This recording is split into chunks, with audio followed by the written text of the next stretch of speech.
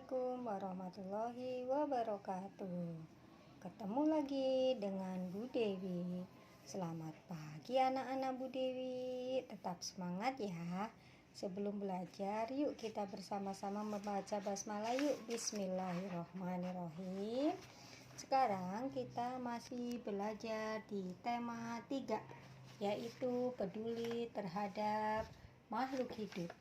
Subtema 1, pembelajaran 2. Apa manfaat tanaman tumbuhan di sekitar kita? Apa hak dan kewajiban kita?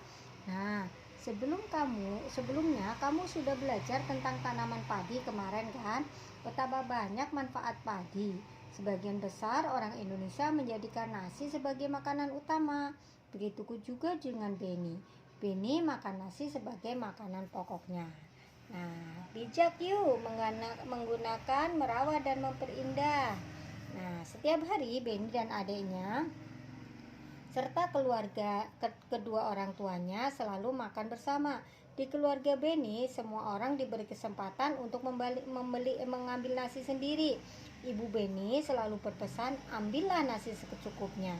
Adik Beni sering tidak menghabiskan nasinya, alasannya dia karena sudah kenyang. Seringkali ibu mengingatkan, namun adik Beni belum bisa juga mau menghabiskannya.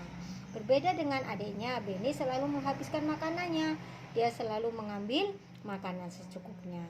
Nah, diskusikan dengan kelompokmu. Yang pertama, apa yang dilakukan adik Beni terhadap makanannya? Adik Beni selalu tidak menghabiskan makanannya, alasannya karena dia sudah kenyang. Apa yang dilakukan Beni terhadap makanannya? Beni selalu menghabiskan makanannya karena Beni mengambil secukupnya. Kemudian untuk pertanyaan nomor 3, nomor 4, nomor 5, dan nomor 6 kamu bisa mengerjakan ya, sampai nomor 7 kamu bisa kerjakan.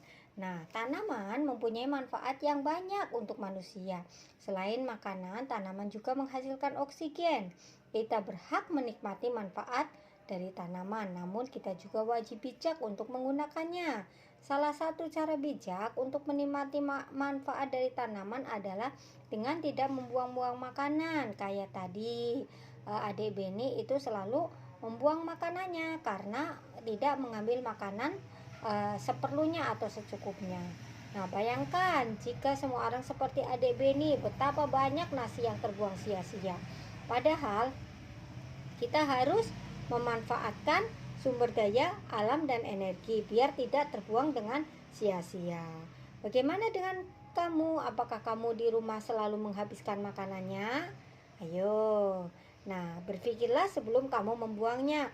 Karena proses untuk kita dapat makan nasi membutuhkan waktu yang lama. Yang pertama, ketika kita melihat di sawah dekat sekolah kita, satu hari itu petani membajak dengan kerbau. Nah, itu satu hari. Kemudian padi ditanam, padi mulai berbiji, padi siap dipanen. Kemudian bukan cukup di situ saja, padi diambil dari sawah, kemudian padi dijemur dan digiling, biji padi siap jadi beras, dan nasi siap dimakan. Dan ini membutuhkan waktu selama 132 hari.